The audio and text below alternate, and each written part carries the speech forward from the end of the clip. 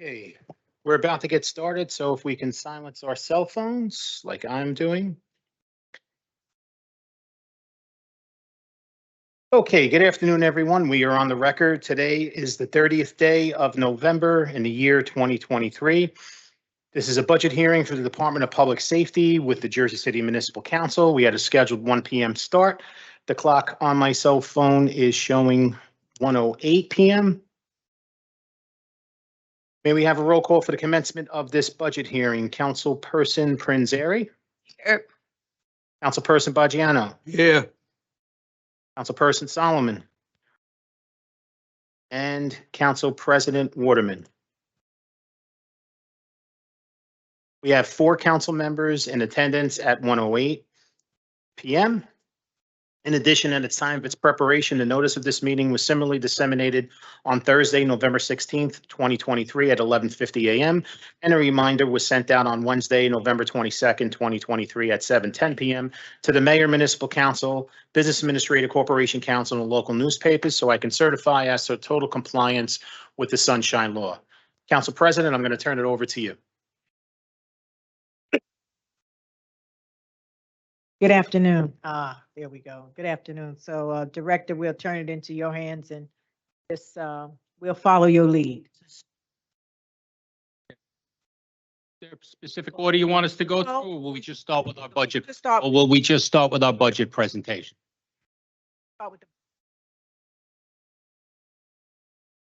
I'll start and then Director Moody can take over for police. With me, everybody knows Director Moody is our Assistant Public Safety Director and Police Director, and Billy O'Donnell has been running the Director's Office in the Fire Department in the absence underneath me. Public Safety, we'll start with police. On page 1, we have the Deputy Director of Public Safety, the Office of the Chief of Police. Their responsibilities, in addition to the Police Department, includes the Traffic Enforcement Unit, the School Safety Traffic Guards, the Police Fiscal Department, the Firearms Department, the Police Records Room, and every place else where civilians work for the Police Department. At the bottom, you'll see Traffic Safety Guards assist with various crossings through Jersey City, school crossings, parades, festivals. Fiscal handles fiscal. The Firearms Department has recently seen an upsurge in work due to new Supreme Court decisions, but they are responsible for all firearms permitting in the city of Jersey City. And the Records Room maintains our required records for the life that they're required. On page 3, you'll see our totals, our budget analysis, adopted 2023, 2024, our employee headcounts.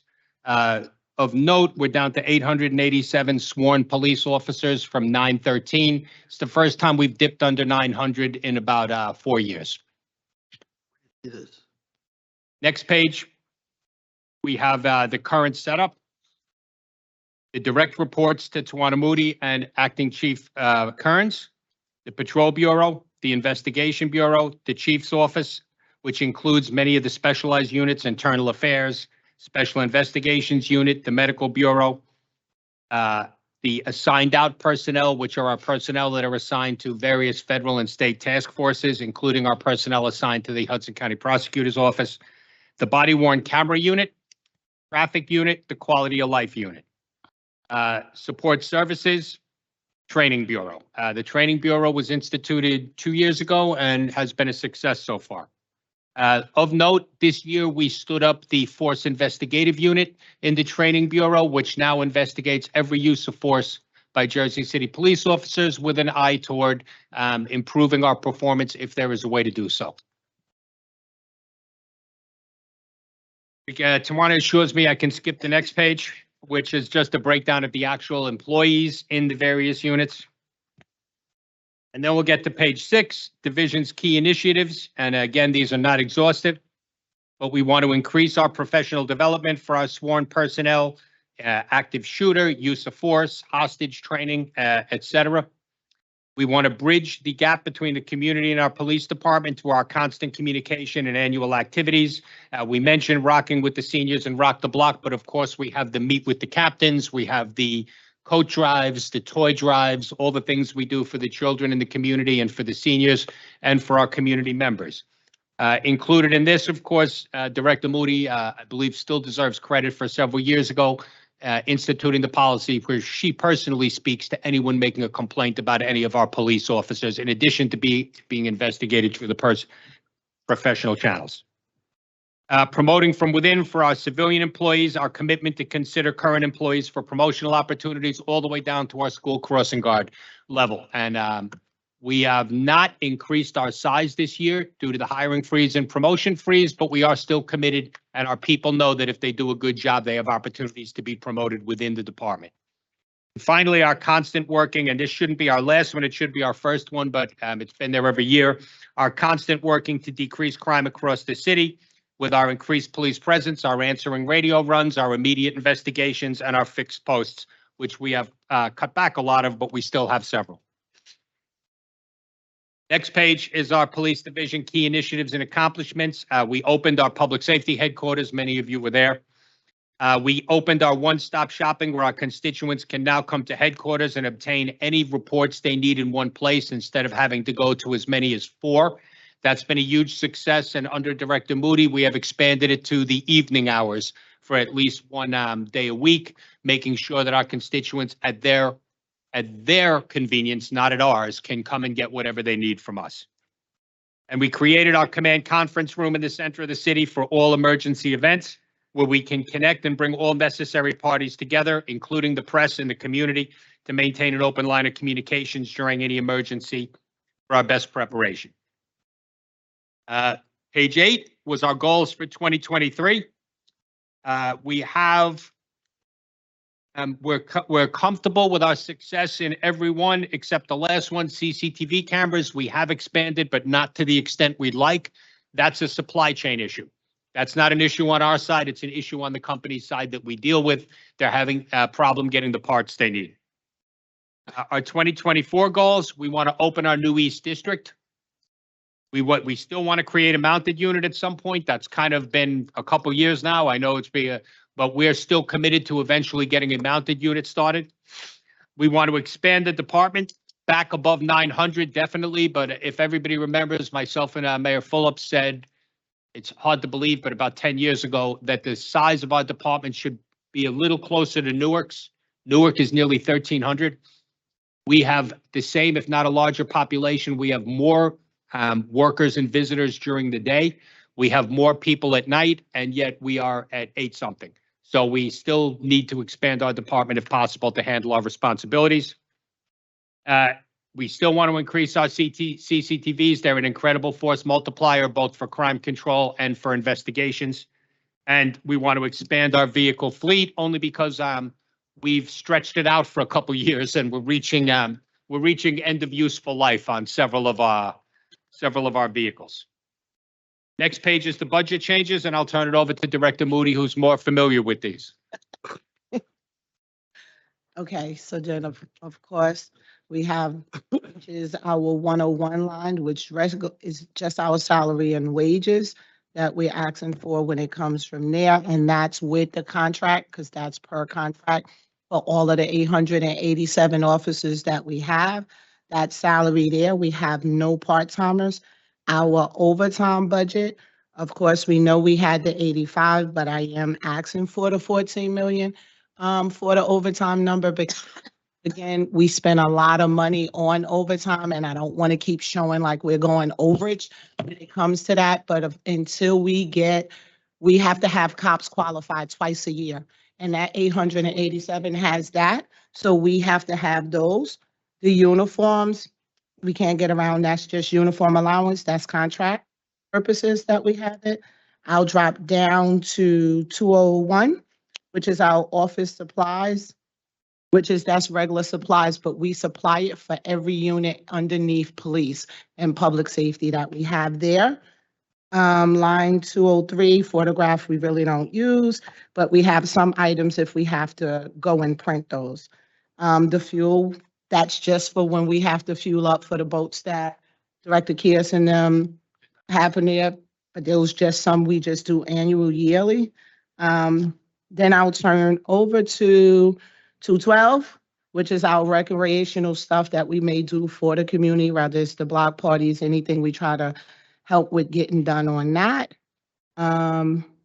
signs we don't use. 214 is just, we have that for supplies with chemicals and just in case it's something we have to feed from the boat. The wear and repair, as Director Shea was saying earlier, we have the one-stop shop that we now put all of the civilian inside of uniform. So if you come to a public safety building, all of those guys have uniforms on. So that's along with the things that we have when it comes to uniforms for those guys and it comes to the school traffic guards, off duty and all of that, okay? Our training money is contractual. It's our supervisor unit, our regular unit, and any kind of training we're trying to give for civilians, or rather we're trying to get it for sworn that does not cover, that's our training number. Food and expenses, that's normally how we do our community events. We have it for there. Our line 310, that's for maintenance for everything it is that we have, that we need to cover, that we have contracts with. 312, again, consulting fees, things that we pay for that we have contracts with.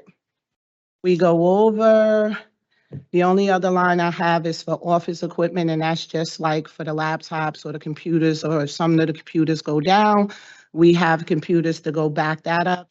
And of course, as Director Shea had mentioned, that $2.8 million I'm asking for is for the cars that we put in for, but of course didn't come in last year, but they do to come in this year. So I just wanted to make sure that I put that dollar amount in there.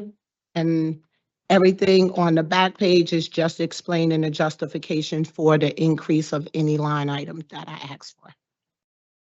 Questions? Yeah. I don't know where to begin. I'm going to start. First of all, you talk about traffic enforcement. It's non-existent in the city of Jersey City. I worked with the police department for 36 years. And I can't believe the radio room is short, so like 44 people. Parking authority is short, like 46 people. You have the crossing guards are short. Traffic engineering, enforcement doesn't exist at all. You're building a new precinct on 16th Street. Why don't you just open it up in Hoboken? All right? Motorcycles. People have been asking for the motorcycles to come back. The excuse was, oh, accidents. I was on for 36 years. I only remember one accident, and that nothing ever happened from that. So we're talking about a police department, and as far as I'm concerned, there's a lot of changes that have to be made in the police department, and we need better supervision. Your off-duty work, the problems with all this off-duty work. I have a whole list of stuff here about the off-duty people, hiring cops on weekends when there's no construction allowed. I had to come out on Sunday morning to go up to close down the project on Magnolia next to the Greek church. I had to go out another Saturday. They're working, banging away. Tell the people in the off-duty job, you don't hire cops on days that there's not supposed to be construction. I'm tired of the complaints. People call me from all over the city about what's going on in the police department, and things have to change. Director, I'm not picking on you. There's other reasons. And I'll speak to you directly and offer out of here. But things have to change because people are just tired of it. They call the radio room, and I can't blame them. They're short of personnel. You can't get a radio car, and it's because they don't have enough personnel in the radio room. So, as I said, I remember the police department years ago. We had 1,100 some odd cops, and it was a great department. But things have to change and go back to being. We have to go back to taking care of the certain things in the city. I'm going to give you a copy of this here about the off-duty work. Because a lot of the churches, a lot of the parade committees, they are really ticked off about the off-duty work people.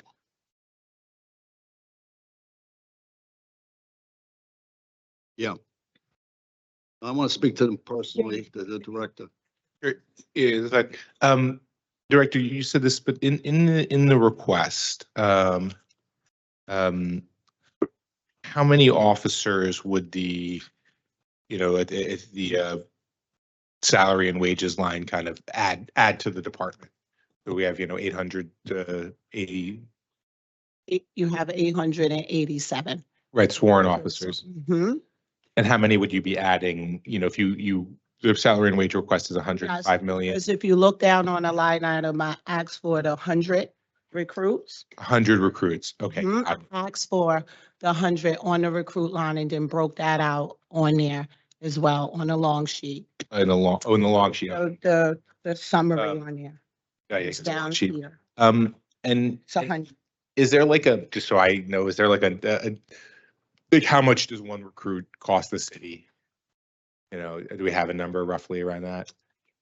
But I can get you that because their salary would be the 41,600, but because you have to do like the drug testing, we have them out with the training where we don't have our own academy. Yep. So we have to pay for that. So I have to factor in Sure. whatever academy that I'm putting in, but I could get you a breakout of that. Got it. Okay. And do we have any classes of cadets right now? Yes, so I have a class that's graduating on the 15th from the county, and then they come in there. I think that we have 20. 20, okay. That we have that's coming here on the 18th to the 20th is the Graduate. graduation from there, and we're trying to get a class in there now. Okay, great. And then the 20 coming, and you're asking for 100 more. And do you have a rough estimate of how many retirements we would expect in the next year, transfers, Right. Any of that stuff? So what we just had is we actually just had about another 4 more people press the button for February. So the amount of people that can go and what just left me, I think it was about 15 or 16 of them Okay, left. And some of them unexpected, some of them, their time is there. So we do have a large class in February that can go, but the bigger class is July, where you have almost 40 to 50 that can go. yeah. But what she's talking about is we can kind of policing. The one thing you can count on is it's on a 25-year cycle. Right. Yep. So this is going to be a bad year. This is going to be a big This year. is of going to be a bad retirements. year. 2 large classes are going to come to the end of their 25-year time. Traditionally, fire stays, police leaves. Fire stays a little longer, police leave at the 25. We anticipate we're not going to be able to keep up with the retirements based on the number of seats that the academies are telling us they can give us, even if we put the 100, even if we try to put 100 in. Right. Then we go into a lull. Right. By we, I mean the Jersey City Police Department. We then go into a couple years where there were not huge classes. Sure. 5 years ago, and there might be an opportunity to catch up. Right. And so it seemed to make sense to try to, obviously there's some budget savings when the people retire because obviously the higher salaries are coming off your books, but it would seem to make sense to make sure we budget for as big a class this year as possible to then make up for especially given that this is a big year, but next year doesn't appear to be particularly bad.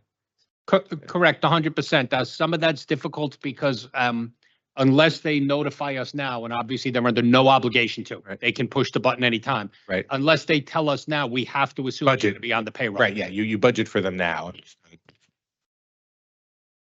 We have a smart budget team that can kind of, make some reasonable assumptions about retirement rates and come up with a projection. Yeah, and traditionally throughout the year, that's what they do. As breakage, what Yep. we call breakage happens, and as people leave early who were not assumed to leave early at the time the budget came in, Right. they make their adjustments Right. according. Go ahead, Mary.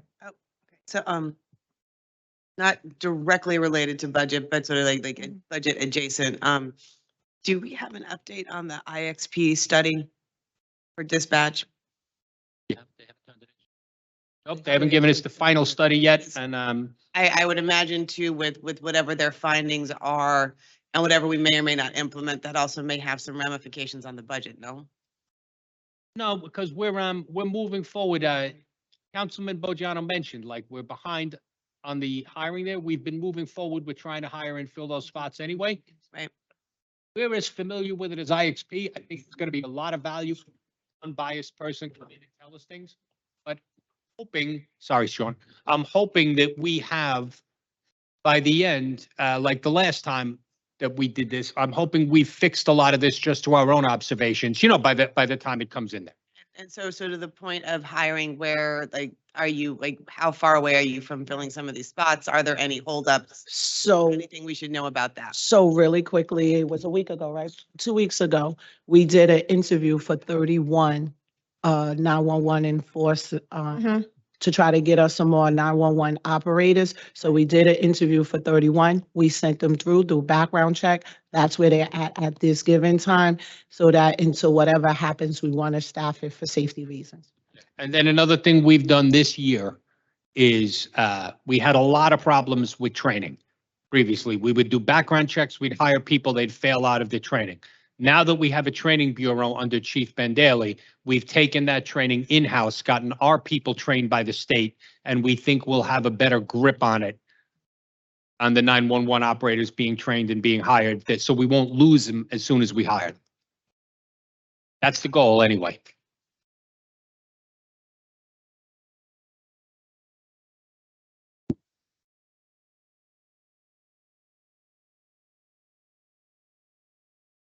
Just gonna mark Councilperson Gilmore present at 1:29 PM. So we now have 5 council members present at 1:29. Thank you. So the IXP, do they give you any deadline when they expect to give you a report? Like they said, once we hire them, you can expect a report 3 months from now, 4 months from now? Yes, ma'am, but that got caught up in, it took us a lot longer to hire them than we thought. So they obviously took other assignments during that time when they weren't sure whether they'd be working for us or not. So we got caught up a little bit in that.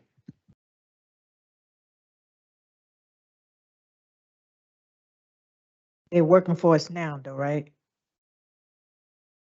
We have the resolution passed, but they have to finish the jobs that they. Oh, in the okay, so meantime. we're not hired, they're not working for us as They're of not, yet. well, no, but some of the stuff they did initially, I'm sure they're still working on. But as far as coming in and finishing the report, no, we're waiting for that. We haven't, and to be fair, as Tawana just pointed out, we haven't paid them yet either. So that's. I'd still like an answer why we're moving a precinct to 16th Street. They closed the first precinct years ago when I was there, when the mayor was there and said, oh, the building's in imminent damage, danger of collapsing. And then they sold it right after and they put an addition on top. The second precinct is a beautiful precinct. The police department or the city does not maintain their buildings. That precinct should not be closed and we should not be going to 16th Street. I mean, the people in Hoboken are really happy about it, but it's a shame. Councilman, the building, a complaint was put in by one of the employees in that building. An independent company came in and discovered mold to the point that it was unsafe for people to continue working there. We set up our temporary, as you know, operation over by my old office on Marin Boulevard.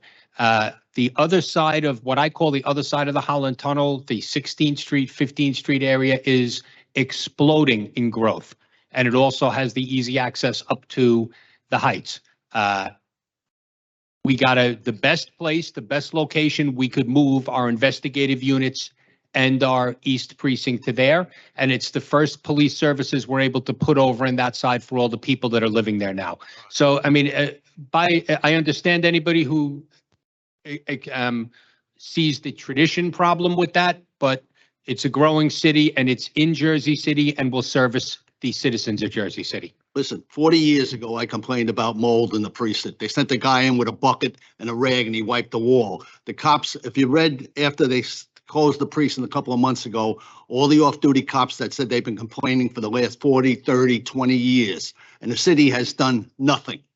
We all work there. It's a beautiful precinct and it's a shame. And now people from my area have to go all the way to 16th Street to go to a police station. People from my area in Ward D have to go all the way down to the south end of the city to the new police headquarters.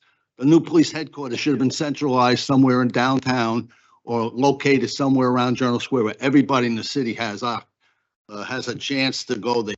There's no transportation at night from down there. We've moved planning, we moved the police department, we moved the other divisions down there.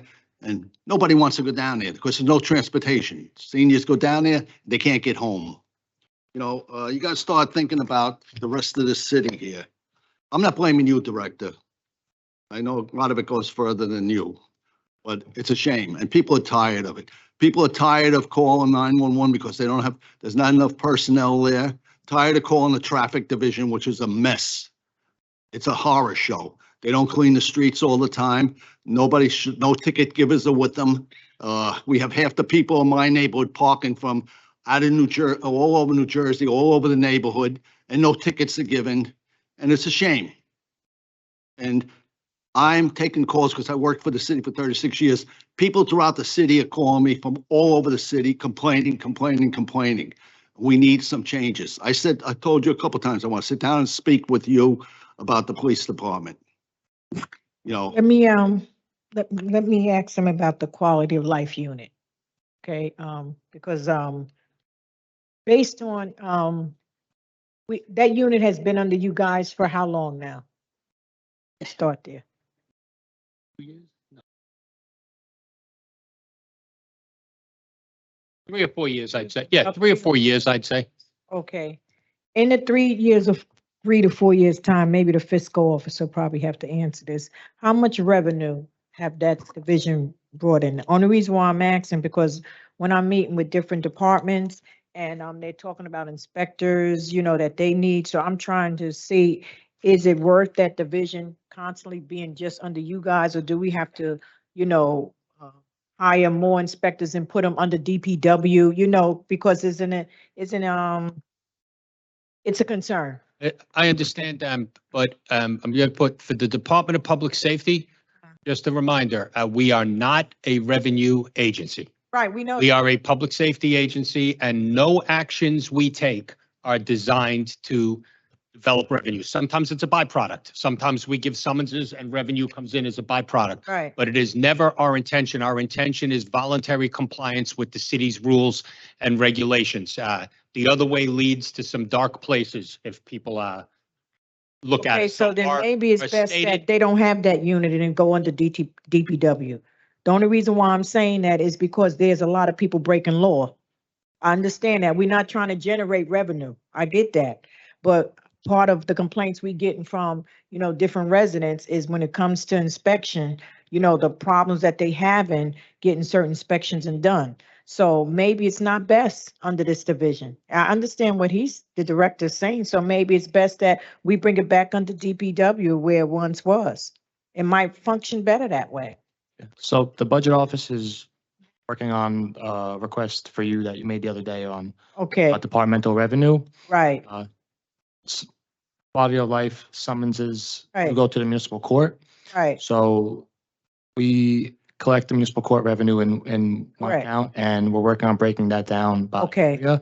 But I guess a better question for public safety would Uh-huh. be the volume of summonses issued in comparison to public works, because when things get to the court, it's out of. I know it's out of our hand, but when we had the DPW director here, he brought up, we brought up the inspections again, and it's not under his control, it's under, I think to clarify in other various budget hearings, right, I think it's a conversation about enforcement correct, and where it's best fit. And I think in figuring out the priorities, yes, what needs to be had. To your point, Right. and to support the director, right? We can't tie revenues to no, their areas, but Correct. what we can measure is enforcement and operations and what's being collected. correct, because I know DPW, that's their concern. That's why I'm saying it's a possibility it might be under the wrong division, because enforcement, they need to do some type of enforcement, but their hands are tied. They can't do enforcement based on when we calling for certain things for the public. That's why I'm saying, and they always say, well, that's under quality of life. That's under quality of life. That's why I keep hearing that's under quality of life. So I'm just trying to see, it's a possibility that if you guys need inspectors for certain things, they may need inspectors for certain things. That's my whole point, but right now you guys are the only one to have them. DPW don't have them. I have no horse in the race of Uh-huh. who quality of life answers Right. to. I mean, but it's the first I'm hearing, and I'll reach out to Director Kears. It's the first I'm hearing that he Right. was unhappy with the inspection Right. regime or whatever we go through. We have the fire inspectors, multiple Yeah. inspectors. So I'll reach out to him and I'll see what exactly the concerns are. Yeah, that was, ahead. Director, I have a few questions, but I'll start with Carmen. Carmen, I know we had made effort last year, I think, to ask each division to cut, what was it, 5-10% cut back? 15? So are we still on on that pace, or we're just doing away with it? So we changed the process this year. We're having budget hearings early to collect the information as we prepare for our annual, our year end and closing out our books. Historically, the city has asked departments and directors to cut their budgets by 15, 8, 9, 7% as I looked in other letters. And objectively, we can't do that because objectively, directors and departments will come back and say, I need this and this is what I need, and so on and so forth. So as we wrap up our financial statement, year end, we will come back and prioritize based on what we can afford. So we're having budget hearings earlier this year so we can collectively make the decisions on what we introduce, the mayor's budget, and then how the council will decide when we adopt. Director Shea, with regards to the deputy chiefs, do we really need that many? I mean, I wasn't, and I don't even know if this is accurate information. Typically, most major cities in New Jersey have how many deputy chiefs, if you know? It varies. It vary from what, like, there's a, No, there is no average police department in the state of New Jersey. They go from 2 police officers up to Newark's 1,300. So it varies. no, well, so a better question, with regards to the major municipalities, i.e. Newark, Jersey City, Patterson, Elizabeth, how many deputy chiefs would you say those jurisdictions have? I don't know. You don't know? No. So we have no plan to scale back on deputy chiefs. Have been scaling back on deputy chiefs organically because they have been retiring and we have not been replacing them. If the question is, do we have too many deputy chiefs? Way too many. That is, my answer would be no. Okay. We probably didn't have enough previously. We used to have one chief, et cetera. That was also the time when multiple of our officers were involved in corruption scandals, when the federal government was coming in here and arresting them, when we had multiple problems on the police brutality side and stuff.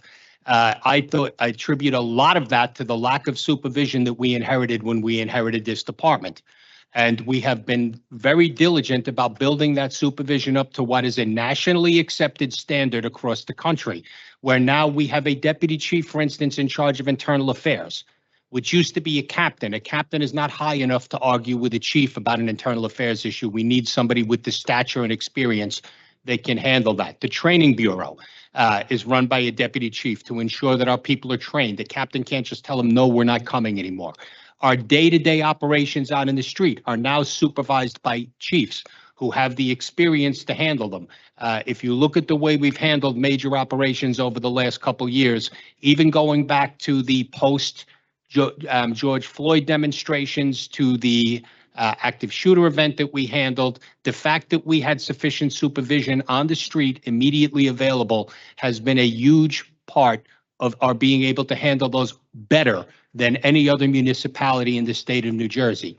In addition, it is a huge aspect for us when we face the inevitable litigation that comes in on every police action today. One of the first questions raised and one of the first challenges is, was there sufficient supervision on the street so that we can't face the accusation that had you had sufficient supervision, this wouldn't have happened. So we answer all those. So I'll give you an example. We faced a major lawsuit that we had to make a major payout to somebody. That payout would have been double had we not had a deputy chief, 2 captains. We could prove that we had sufficient police supervision, sufficient training. We still had a problem. We still had to make a payout. But that's why. And in addition, they're cheaper to us than captains. They're actually cheaper because they're management employees. We have a lot more flexibility about how we use them. We can change their schedules at will. We don't have to face a union contract in them. So as far as that one rank, I'm confident that we have a correct amount. We've only made 1 or 2 this year, and that was really to make sure that we promoted people who were above our previous provisional deputy chiefs, and it increased our diversity, which is one of our goals in addition to our crime fighting every year. Director, So it's your assessment that 41 is a sufficient amount for us? How many? Said it was 41? 24. I don't know where mean, you're getting I that said number, 20 Councilman. 20, 20, excuse me, I'm You 41. don't even have Oh, I'm thinking, 24 is a sufficient amount? 24 is the amount that we told the state we need to run our department if we have our full 1,200-man department. Now, some of those positions don't change, but like we need an internal affairs, whether we have 800 cops or 1,200 cops. Yes. We need an internal affairs chief. But some of those positions vary, like the ones out in the street supervising everybody. Right now, we have 18. 18, okay. But So, Councilman, just want to make a point that public safety has an ordinance that established the maximum for each title. So even if they wanted 30 or 40, I believe the maximum is 25. How come New York City with 30 some odd thousand cops has what, 6 or 8? How many do they have? Councilman, please, How many do they have? please. I think deputy chief rank? Yeah. Is probably close to 100. I don't. If not over. And now start adding assistant chiefs, bureau chiefs. They also have an inspector rank we don't have, a deputy inspector rank we don't We have. had, We're probably talking about over 300 people, minimum. not deputy chiefs. Well, our deputy chief rank fills all of those spots, deputy inspector, inspector. We have one deputy chief where the NYPD has deputy inspectors, well- deputy chiefs, assistant chiefs. They also have 30 some odd You thousand. know what might be helpful to us, since we're on this deputy chief topic, it's probably best that if you can give us some type of, I guess, description on, I guess, what their assignments are, what they do, because they're going back and forth with this. You know what I mean? That's it. The hours, how many is on the first shift, the second shift, the third shift. This way here, then I guess when the councilman get calls, he could say, well, I know there's 3 deputy chiefs on this shift and and this is where they working at. You know what I mean? Because I can hear his frustration really from his constituents. And, So- I understand, but I'm just saying, this way we could probably move along with this. I'm with you. We have 18. One is the acting chief of department. One is the executive officer of the department. One runs the internal affairs bureau. One is our training chief. One runs the patrol bureau. One runs the investigation bureau. One runs the special support division. Those have always been deputy chiefs. A deputy chief runs our computer security, our compliance with the state, et cetera. That's 9 of the 18. Right. The other 9 are on 3 different shifts, 3 per patrol, making sure we have people out in the street. It's pretty lean as far as what the federal government and everyone expects of a police department supervision these days. I understand. Like I said, it's probably best you just send it over, because like I'm saying.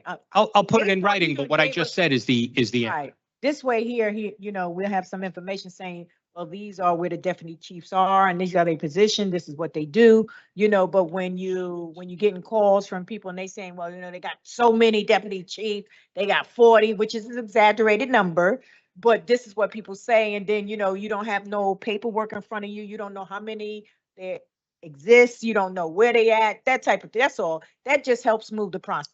That's all. That cuts that down. All right, it does. That's all. mhm. And Okay, Go ahead. so last year, the adopted budget for public safety, 105,500. This year, you guys are requesting 126. Now I've been on record, stating that I thought last year was too much. Now I see 21, 24, 20 million more. So is a lot of that operating, so if you can just specifically, first speak about the operating expenses that's jumping 3 million. So really quick, when it comes to the police salary, most of that is all of the officers. That's the 887, which is contractual. So every year you got to give them their contractual money. So with the 887, that number is simply sworn officers. if you look, it's only $4 million when we ask them for operating, and that's with training. That's with to make sure that we're maintaining the department as far as making sure that they qualify, making sure they go to the range and keeping them up to date. To be very honest, they now have this new law that's coming out that we got to do police licenses. So that's something else that's going to increase the budget because we didn't come up with this, but now there's something we inherited that every cop has to have a police license, right? So that's a whole process we're going through too. So when your license is no longer there, we're now going to have to foot that. So when guys are qualifying, great job on giving us the range soon. We now, and if we get that range, we now don't have to use the 2 outside agents that we use in order for them to train our guys, for them to qualify. So every officer, the same 887, Councilman, has to qualify twice a year or they can't be armed and be on the street. So they got to qualify in January and then they have to qualify before the end of the year. And that's what we're dealing with now. And that is an overtime expense that I can't get around.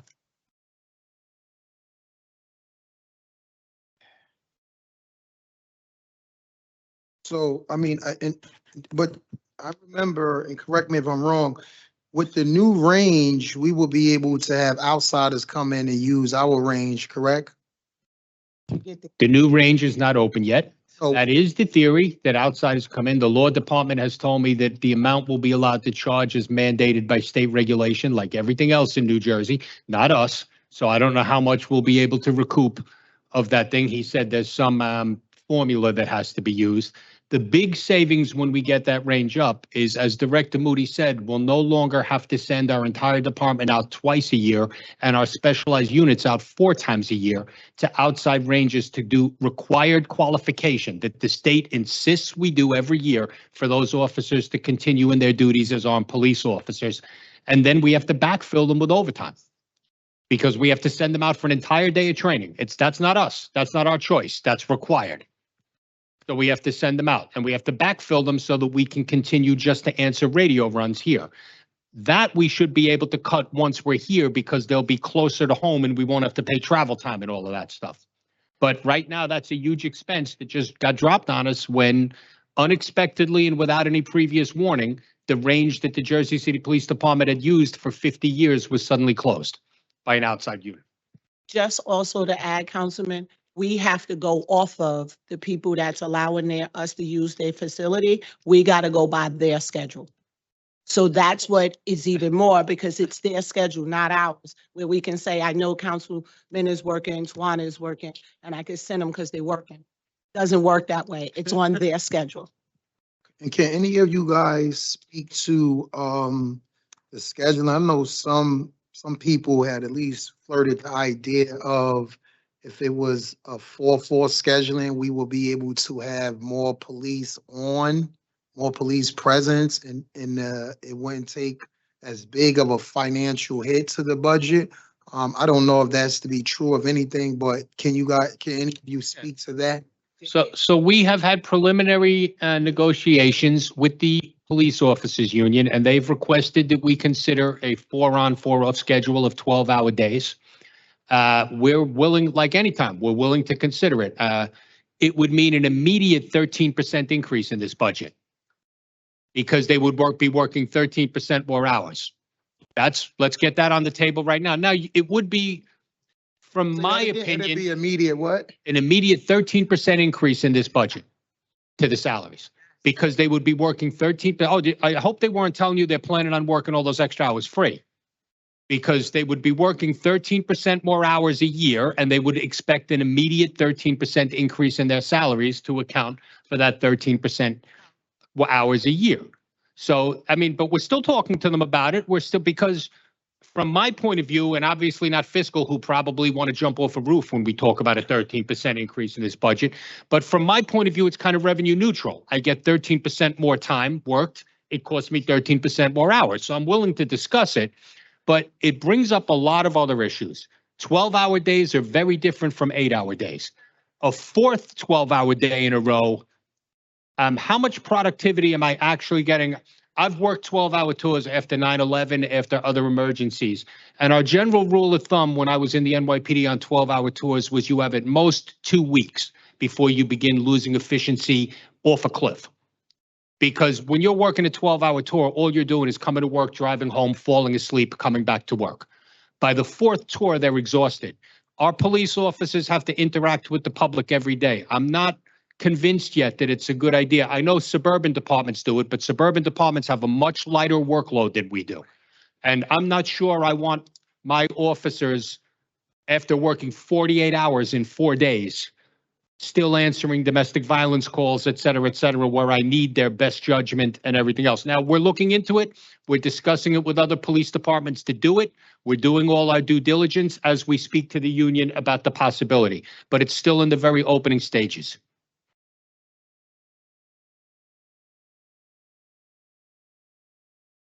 Parking authority. Did we get the license readers yet? I remember before we was talking about that. How's that coming along? And we ordered also new vehicles for Right. officers. How's this going? So I want to just make Mhm. sure, can I just push Sure. police aside and pull traffic in? Oh, okay. Okay, I just want to make sure, because Uh-huh. that's where that part of it is at, and that's where Mhm. we put the request. Because, let me grab the one with the vehicles. We are in dire needs of vehicles for traffic, because again, as you know, you guys are seeing the same scooters out there that now, when their scooters are breaking down, it is so hard to get the parts to it. So we did put in for another, I think it was about 20. We asked for and requested for parking vehicles to come about, because when the weather starts to change, Correct. of course, there's no heat that comes through those scooters and stuff. But of course, we did give them new warming gear, uniforms and different stuff like that to bring that to a float. So when it comes to vehicles, we need those desperately, but we did ask and request that in the budget. I know that we put in an order for it, but with every other vehicle, it's a lot of back. You know, Ford is backed up and it's the dealership. So we just got to wait, because police been waiting for cars for about 2 years themselves. But we do have in a request for parking for vehicles. We're getting at the lights and plate reader. They did get that up and running. I want to say about a month ago. It does make a lot of things a little bit easy. The park mobile, Mhm. all of that is getting up and running. So a lot of stuff where people had to come out to get the licenses, you can now do all of that online. So a lot of that is happening online. Who's in charge of parking authority? Lieutenant, so it falls underneath me, but it's Lieutenant Ragland. Lieutenant Ragland? So let me ask you with the vehicles, because you know what, ever since I've been here, it seems like we've been ordering these vehicles, and I don't see them yet. That's why, even before you took over, that's why I have to go back here, because I mean, even when it was under somebody else's authority, I don't want to mention no names. When it was under somebody else's authority, they was ordering these vehicles, and it was supposed to be, okay, we was gonna get these vehicles and things was gonna run, better, and now here we are in 2023, and there's still no vehicles for, parking authority. And so I'm saying, what's going on? That's why I asked about the license readers, because that was way back too, but we finally got that. So how do we expect them to really do an efficient job if the vehicles is, Council President, your memory is right, correct? We have been trying to buy these vehicles for a couple years, but it is not fiscal.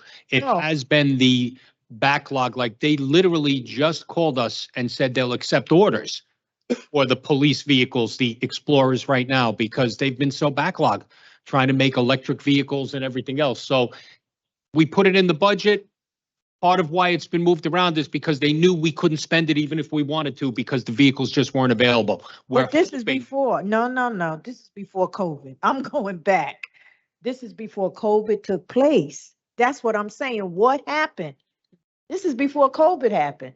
They were always supposed to be ordering vehicles. Now here we are in 2023. Now, sure, everything's a backlog because we was in COVID. Okay, so now we coming out. But my question is, what happened before COVID when we were supposed to be ordering these vehicles? That's what I'm saying. I Okay, understand what thank you're you. saying. I misunderstood. That's it, yeah. No, where are they? What happened? That, and it seemed like, Yeah. go ahead. Any vehicles for parking enforcement, at that time would have gone through one of our capital programmings for the year. So I would have to look back at Yeah, prior years and see what was allocated for those vehicles. And get a status. I'm not Yeah. familiar with it. No, believe me, Yeah. go back. It was from Capitol. I remember that quite well. And the person who was in charge, Yeah, are these like, what we call them the 4 phantom vehicles Greg Kearse has been trying to get us for a while to replace the scooters? That's the ones you're talking about, right? When the scooters were going down?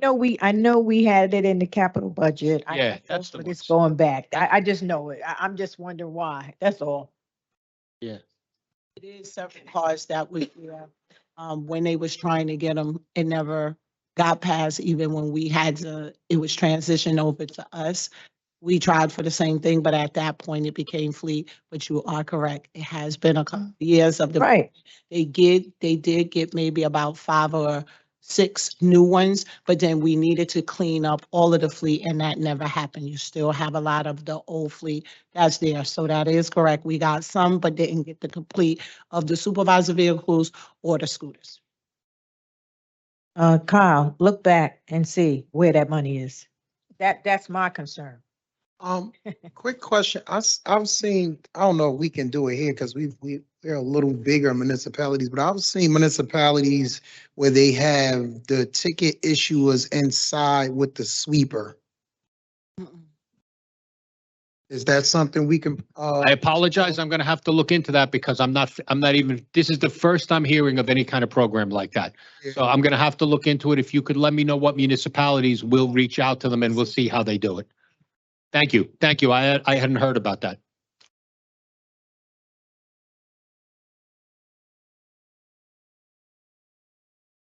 because don't they have, like, I see when they walk around in the square, they have the little punch, the print out, so we can't have, is it an issue of safety to have someone in the sweeper doing that, or?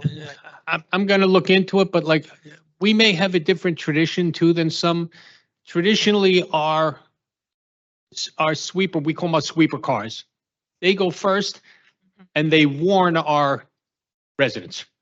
They'll hit the siren quick and give people a chance to move it. Because again, Oh, yeah, our goal is to get the streets swept, This- to get them swept. Our yeah. goal isn't to make $50 off a working person. Our goal is to get the car out of the way and get the street swept. If nobody comes out to move it, they issue the summons. So it may be a mix of tradition and everything else, but And I'd now still that love I'm to look at that thinking- project. And now that I'm thinking, some municipalities, if it says the sweeper come between 8 and 10, you better not be there, period. That's what I'm thinking. That's probably why, yeah.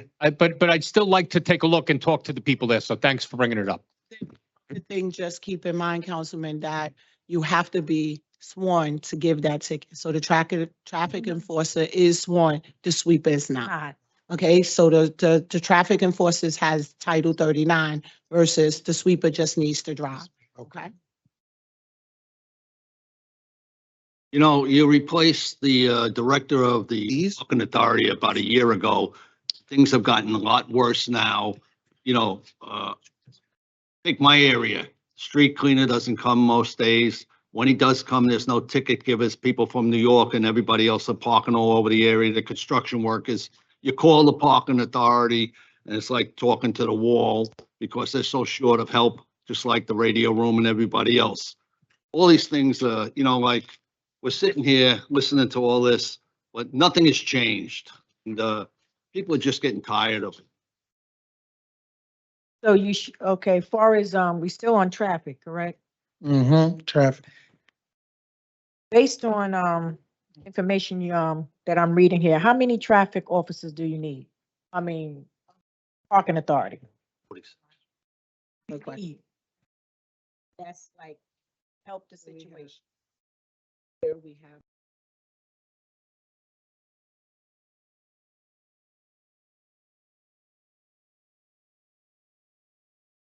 If they need them, why haven't they hired them? People. Okay, to be very honest, just overall with it, if we can get the 16, that's why I put it in a breakdown.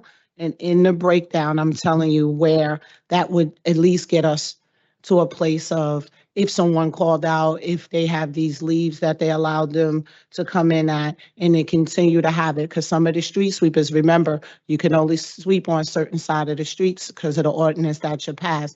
And being very honest, some of the streets does show it, but we put the breakdown of all of the vacancies. It's about 14 to 16 of them that we would need to be able to get all of the zonings and stuff the correct way. Ms. Moody, I have people calling me saying they applied for the job, they were interviewed, and they never hear another word. Correct. And, No, and Councilman, in all due respect, like I just said, we did interviews for 31 people there for 911. We actually just did interview for about 12 parking enforcers as well as 73 school traffic guards. So we did all of the interviews, and now it's at the next level, which that's past me. I did that part so that we can get this stuff up and running for the community purposes. All these issues have been going on for the last couple of years. They got to be taken care of. People are tired of it. People are just tired of what's going on in the city. And you got to start taking care of in the police department and the traffic division, because it's just getting to be annoying. Questions, traffic, anybody? More? Go to the next one, Director. Traffic, the crossing guards are part of traffic, right? Correct. Correct. That's, I mean, I'm just praying nothing happens, because some of these busy intersections don't have crossing guards. And it frightens me as a driver, let alone as a pedestrian. So there's 57 vacancies. Are people filling out? Are they not filling out? Are they not qualified? Are they not eligible? I think some of you, I'm going to apologize. Some of you have heard this when you've called me directly about it. What happened to us is when the city went to a minimum living wage, our crossing guards got a significant pay increase. The problem is there's always an unanticipated effect. Many of them also are receiving public assistance programs, and the wage now made them ineligible for some of those programs.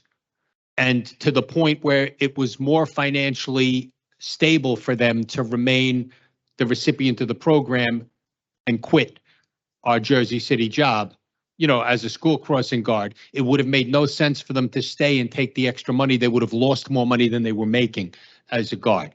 That happened very quickly. It happened when the eligibility requirements were checked, and we had a huge bunch of people just declined the job this year. Remember, they're yearly hires. They're technically hired every September when the school year starts. We had a huge unexpected number, and they all told us this is why. Financially, it doesn't make sense for us to do this anymore. If it changes, we'll come right back. It wasn't in working conditions. They were happy. That's what it was. So we lost a huge amount. Director Moody said they put a lot of work into getting these 73 people. We got new recruits. We got 73. We did interviews. We're doing background checks. And now we just need HR to move on it to get them out there. In the meantime, if it's a traditional coverage, then we have our police officers covering it. But again, that drags highly paid police officers. We have to pay overtime to them to stay out there on these school crossing guards. I know a lot of people bring up new intersections that they'd like us to cover. But until we get these crossing guards hired, we can't even think about increasing, because remember, once we put a guard on a crossing, that's forever. So once we say, yes, that corner needs a crossing guard, which is done independently by Travis Ragland, he actually counts the cars. He observes it multiple days and determines how many kids. He counts the kids, the cars, and he makes an official determination whether it needs it. We never argue. If he says it does, they get one. But that's kind of waiting for these 73 hires. But that's why we suddenly faced a drop in the 57. But also, just to add to that, Councilman, we also have the traffic enforcement that was cross-trained. So instead of putting that expensive police officer on the corner, we use parking enforcers that was cross-trained. So they are helping with some of the crossings that's there. But we have 71 of our applicants for the crossing guards sitting in HR. So we have all of this stuff that we did to work to. And I'm like you, we had certain kids get hit by a car that took the life from us, but we did get 23 of them.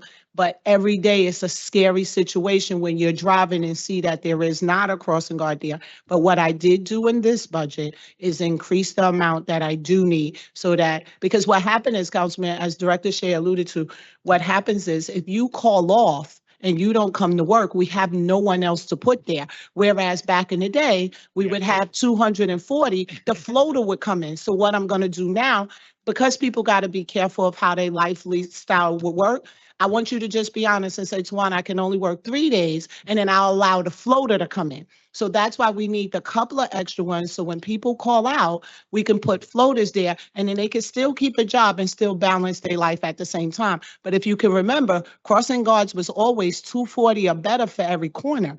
And now we don't. We have 153 right now. And because trying to squeeze into the budget, I think I only requested for 210 just to get us to a place of safety when it comes to that. Because the schools call all the time with what they're worrying about, that they have their principals and their guards trying to cross. So it's 71 applications right now in the pipeline. Since when? Why haven't they been hired? At least a month or two that I've been waiting for that I went and did 31 for 911. What they waiting for? So What, they waiting for blood work? I'd like to make a comment on that. So last night there was a resolution for additional appropriations for public safety. Sure. And within that was funding for traffic and parking. That resolution did not pass. we didn't, because we. Right now, We don't, Questions. know. This is the Yes, thing, yes, we yes, don't yes. know that stuff, and this We is what's asking for frustrating answers. Right. for us as a council. We don't know this stuff. We asking for answers. We needed to talk to them. I understand what you're saying. so Okay. if, Because, if we were to onboard additional hires at this point without okay, the additional funding, it would just put us into more of a deficit. gotcha. And that is a part of the memorandum that I Yeah. wrote to council. I Right. was here at caucus. Correct. Traffic guards was not brought up to me at that point, and Mm-hmm. the focus was on police, Right. aside from the whole department. It So was. It that was. resolution is going to come back next meeting because it's a priority for us, Correct. cover our liabilities. And we also have to get things done such as hiring people before Right. moving to the new budget year, because we want to start the year Right. fully staffed and also not end the year understaffed.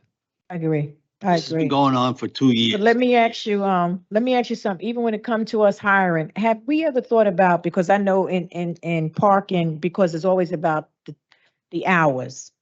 Okay, and it seemed like the majority of people we deal with is people who are on some type of fixed income some way or another, because then when it comes to the crossing guards, they only can work so many hours. That's what you're saying. I'm talking about the crossing guard. Have we ever thought about partnering with Hudson County on hiring some people who are on various incomes? The only reason why I'm saying it seems like we can find resources of people if we partner with other agencies, because then the agencies can adjust what they are giving that individual.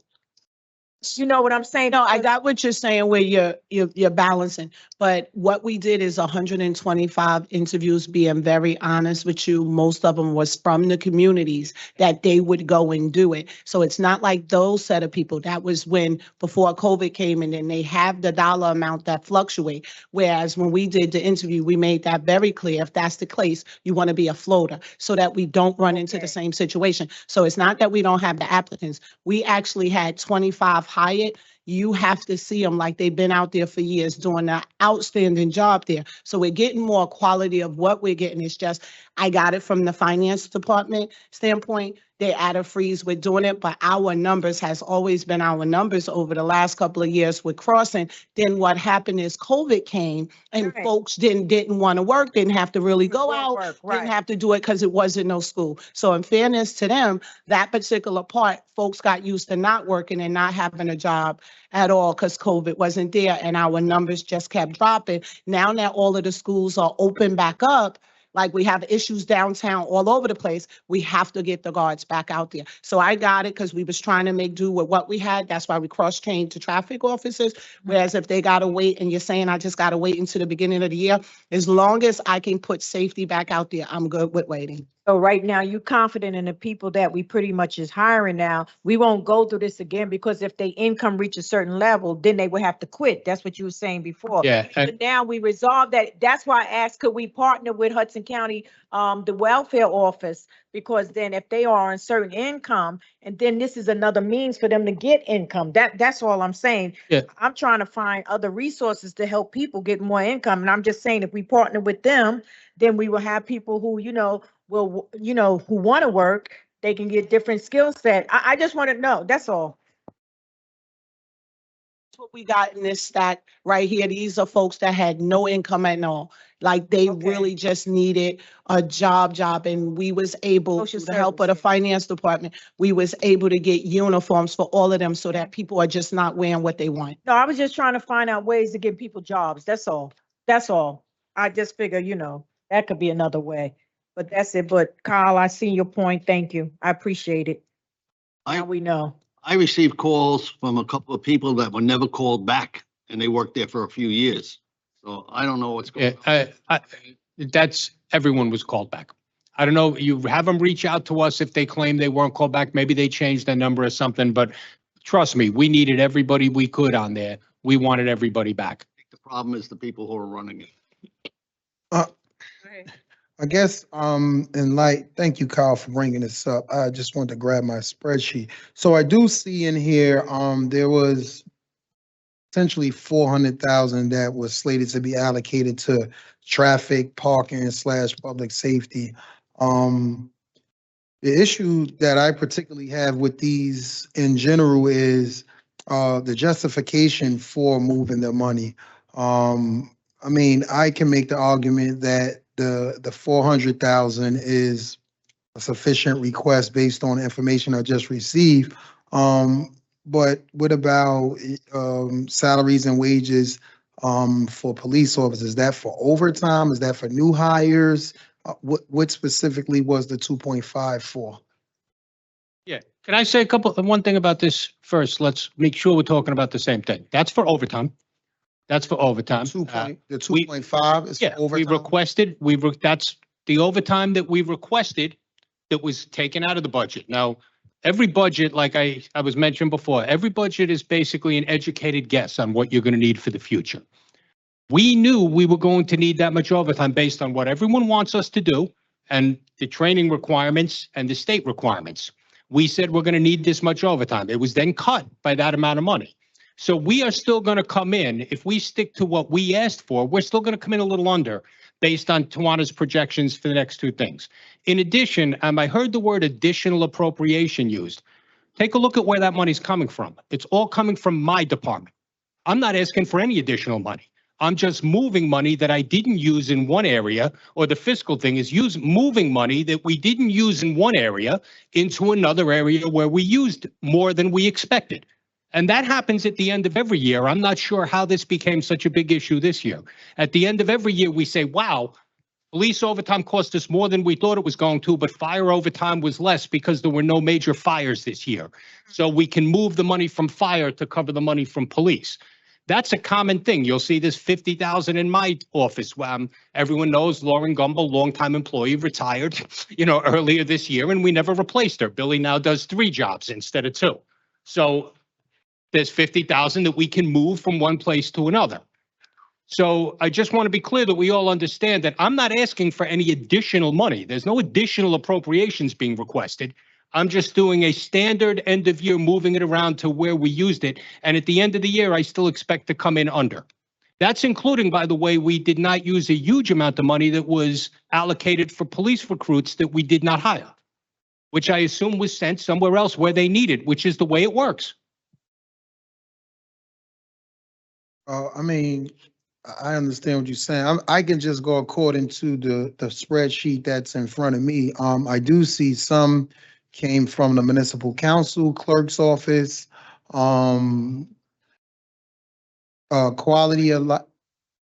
I guess the major issue is that the monies is moved from one point to another, whether it's in the same department or not, and then there's no justification for it. And when we're asking these questions, that's why I specifically asked before the meeting, before before you left, was it appropriate for the directors to be here when the money is going from one division to another within the same department for this very reason right here? Because you would be able to speak to your budget. Finance is just responsible for the financial aspects. They don't know the day-to-day. They're not public safety. They don't know that. So for the life of me, I just can't understand why finance is not standing up there with every division. Because you have to give the justification for why you want to move it from point A to point B. They can't speak to that. Councilman, so supplemental to the sheet you have right there, that is a summary of the transfers at a high level. There was a 20-page report provided with as much detail as possible with resignation dates, line items that were overspent, whether it was full-time, part-time, overtime, whatever the case may be. If people were hired, transferred, that was provided. Now, I can't answer to the overtime usage and what it was for, but I could tell you what the actual expense was. And our justification is that we need to cover it for budget purposes. So I just want to clear that that's finance's responsibility. And that's what I'm saying. It makes sense for you guys to come. That's what I'm saying. It just makes sense for y'all to come together. Council, I just want to make sure that you got the memorandum from finance that Kyle is talking about, that it was a 20-page memo. So outside of the resolution that you received, the 2 meetings ago, you asked for more information. Kyle and I went back, worked with the directors and departments to get the information. That 20-page memorandum are all the justification details summarized at a high level. You just can't go onto the spreadsheet. So we did work with the directors and provided that summary for you guys to approve it yesterday. Now we're going into the next meeting again, and this is where the justification is warranted. Now, if you want further clarification and conversation, that's on at caucus on Monday, which we expected. So if there are things that you want us to do, you know, I've been working really hard in trying to get communication and everything of the sort, what we have to do and working with the department. So we were hoping that right now what we're doing is just we're legally transferring money for what we planned to what change is actual so that we don't have to raise this in taxes come next year. So if you need other questions, please feel free to email both areas and we will answer in accordance to it. But if we can get a response to this 20-page memorandum that we wrote, we'd be happy to satisfy any of your requests. Is that this here? Is this probably a little more than 20 pages, but I would imagine this is it. No, the only thing I would add to that, and thank you for your comments, you know, about the frustration is any requests to us separate from them because they work directly from the business administrator, any requests to us do need to go through the business administrator and he'll pass them to us. We're a direct report. We don't work directly for him. So maybe there are no questions in case somebody did not receive the email. Can you just bump it back up to us so it's at the top? That's all. Spots. That's, I think, just the easiest thing at this point.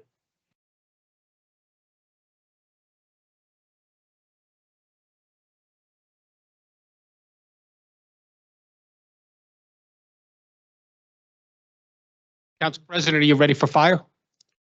Okay, Billy, you want to?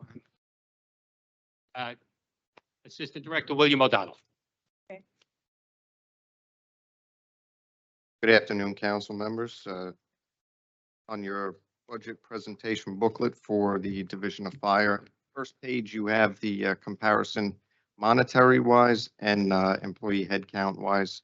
Right now, currently, we are sitting at 661 firefighters. Next page is a very brief table of organization. The fire chief reports to the public safety director, and under the fire chief is Operations Bureau, Training Bureau, and Fire Prevention. The next page is a couple non-exhaustive key initiatives. Excuse me. Just to continue the training. Chief Drennan has implemented with his staff a very excruciating training program. Didn't come out right. And they're doing a great job. Obviously, the training is constant for them. They continuously train throughout the year. Next, proactive fire prevention and risk mitigation efforts. And our goal is to deliver effective and efficient emergency services to the community and the residents. And a very large portion of this, as you know, is to maintain our ISO Class 1 rating. Next page, we can go through the line items. Line 101 is the salaries, all contractual. Overtime, the acting holiday pay is contractual also. In the operating expenses, line 201, most of these increases are minor, basically just because the cost of everything has gone up recently. Our biggest increases are in line 314, contractual services, which is mandatory gear cleaning. The NFPA has recently changed their standards that we are required to clean every member's turnout gear at a minimum of twice a year.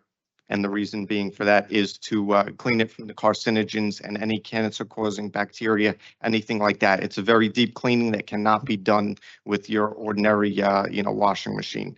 So we have to send that out for the deep clean and the decontamination, and that's at least twice a year. The other line that went up was our leasing line, which thank you for approving the lease purchase of 6 apparatus recently. That's just those are sporadic. The 6, they're going to come in phases. So the first 2 are going to be coming next year, which that only includes that payment next year. We don't pay the rest of them until we get them, which is on a schedule. And I believe that's it. The next 2 pages are the mandatory Uniform Fire Safety Act account. This pays for our fire inspectors. And the next page is the OSHA account, which purchases the gear, the turnout gear for firefighters. Any questions?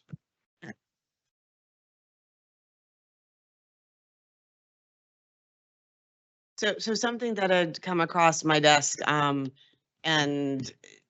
I just would like a little bit further clarification, and I don't know if this has to do with overtime or not for the fire department, but there were some situations where some houses, technically, there was not a brownout, but they were closed and they were sent to another house because there may or may not have been like a supervisor in place for that. So if you can explain a little bit about that happens, and my big concern is because of the number of, or the small number of houses that are on the west and south ends of the city. If one is closed and moved to other places, it greatly affects response time. And we have a lot of really old houses. I mean, last night there was a 3-alarm fire on Broadway and Dales, so how, I appreciate that there's no brownouts, but technically in my mind, that would qualify as a brownout. So if you could just sort of talk us through that, that would be really helpful. At very rare times during the year, we don't have enough supervisors, and we have to close a company and distribute their firefighters to a different truck, usually within that same building. Now, reason being, one, we've increased the number of companies, so we have 2 more than we ever did under this mayor. When we inherited, let's remember, when we inherited the fire department, they routinely every day browned out 4. Every day they browned out 4 companies. We've put an end to that. We now fully staff, and we've created 2 new companies. And I think 3 times this year, we had to brown out a company, and here's why. We reached, either last year or a couple of years ago, we reached a new agreement with the fire officers. And in that agreement, we agreed that we would hire a certain number of fire officers, and they agreed that they would not take off, that every day they would provide the correct number to keep the 28 companies open. We have religiously stuck to our side of that bargain. Even the other day, I believe we're 2 over now. We have 2 more captains than we need to withstand our side of the bargain. 2 or 3 times this year, the fire chief on duty continued to give people off below the number that he's required to. He made a choice. He made a choice to give people off knowing that he could have said no and asked them to come to work. I can't take that authority away from him because it's a day-to-day authority. I don't want to. But he knows good and well that he is making a decision that he is going to be browning out that company if he lets the person off. Because what we told the fire chiefs we can't have, or the fire officers, I can't agree to hire with the city's money extra fire captains, have you agree to come to work every day and give me 28 companies, and then at the last minute have people take off? Because I don't have both money. I don't have the money to do that and the money to hire the captains. So when we first started, it happened, I think, 3 times in a month. We made it clear we were serious. This year, I think it only happened 3 times in a year. Always on Saturdays or holidays. It's amazing how the emergencies happen, on Saturdays or holidays. But they understand, so they understand that the fire chief every day he has enough people to staff every company. If the fire chief, he or she decides that whatever emergency the person is describing them is important enough to give that person off at the cost of branding out a company, I can't take that authority away from them. But I'm not going to pay someone when I had someone on straight time, who was assigned to work that assignment, because we know which way that leads. Unfortunately, when we took over, everybody remember, well, some of you were here in the first year when I took over, and they ran out of fire department overtime in August from giving people off, not from. Now, having said that, operationally, when there's a fire like last night or when we had the big fire, whatever they need, they get. If the chief, when we had the major fire with the paper company, the chief brought in multiple companies, extra companies for extra tours. That's what the money's for.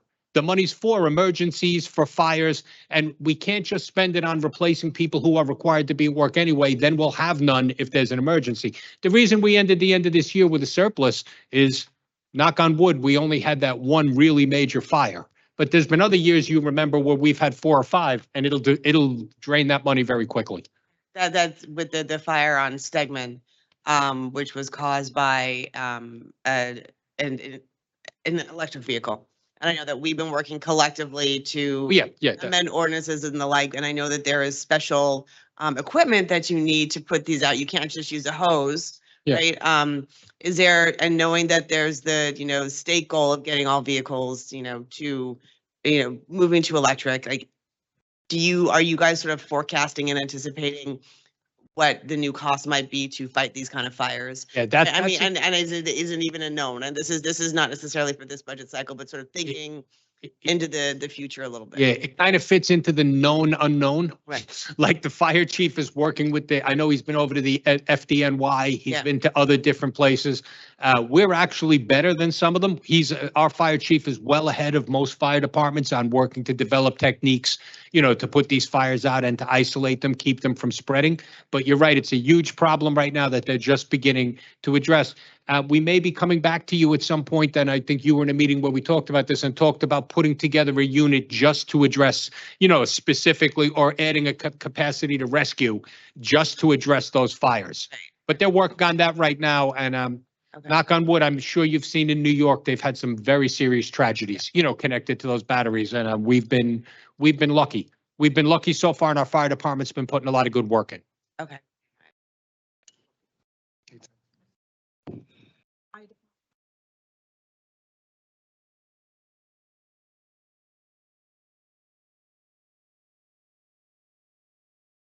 Okay, Oh, hold on. I have one question with regards to fire.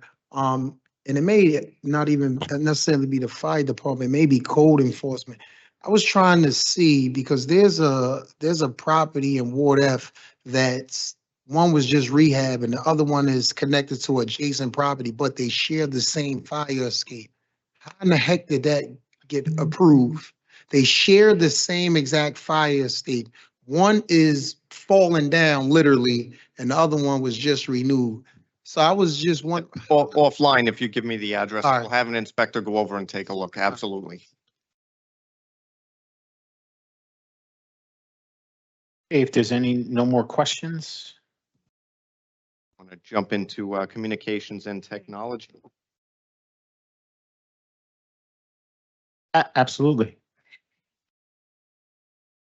No. The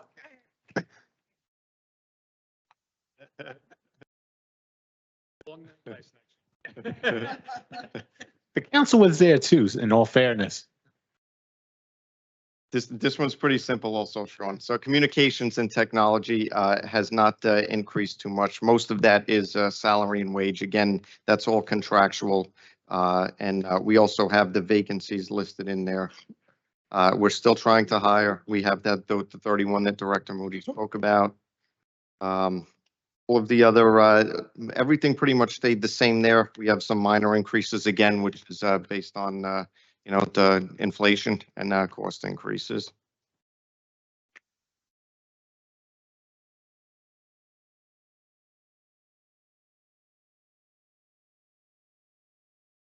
Okay. Any questions? And we apologize, Sean. Please don't, please don't. All right, hearing none, can we entertain a motion to adjourn at 2:32 PM? Motion made by Councilperson Prinzary. May I have a second? Second by Council President Waterman. On the motion to adjourn at 2:32 PM, all council members present by acclamation, please say aye. We are out of here at 2:32 PM. Thank you so much for everybody present and everybody watching at home. And remember, teamwork makes the dream work. Have a great rest of the afternoon.